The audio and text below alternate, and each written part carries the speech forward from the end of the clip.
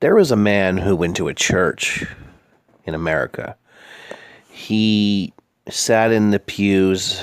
He listened to the sermons. He listened to the great music that made him feel inspired.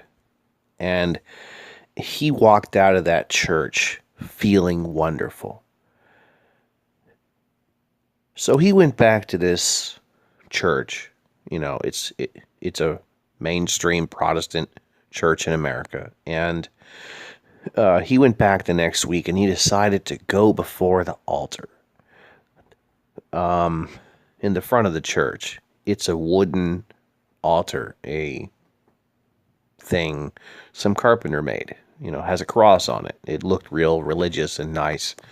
So he had that same feeling of emotional drive. So he said a prayer. He repeated the exact words, word for word, that the pastor said. And he truly believed that if he said these words with that feeling of spiritual wholeness and acceptance, that he would be saved.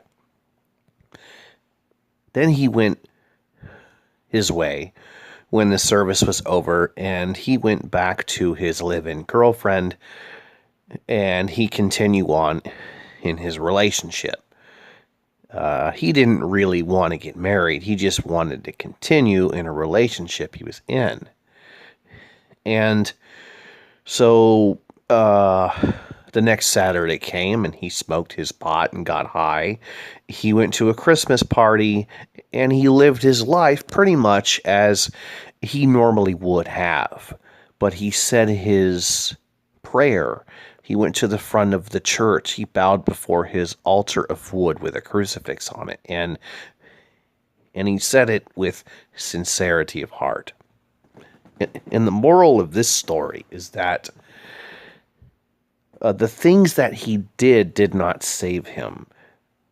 The emotional feelings that he got did not save him. Going before the altar and making that first step did not save him.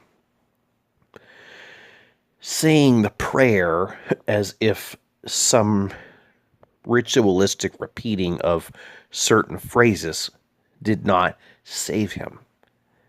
Because how he lived his life was still of the world.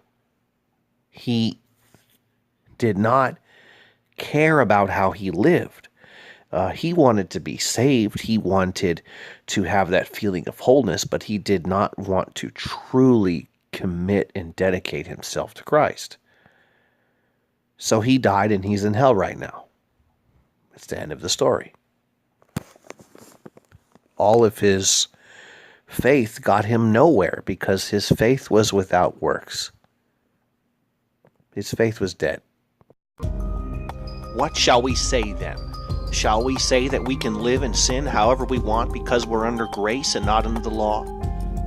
God forbid. How can you possibly live a life of sin? How can you possibly choose to disobey the Lord and love Him? You cannot do that. You have to repent.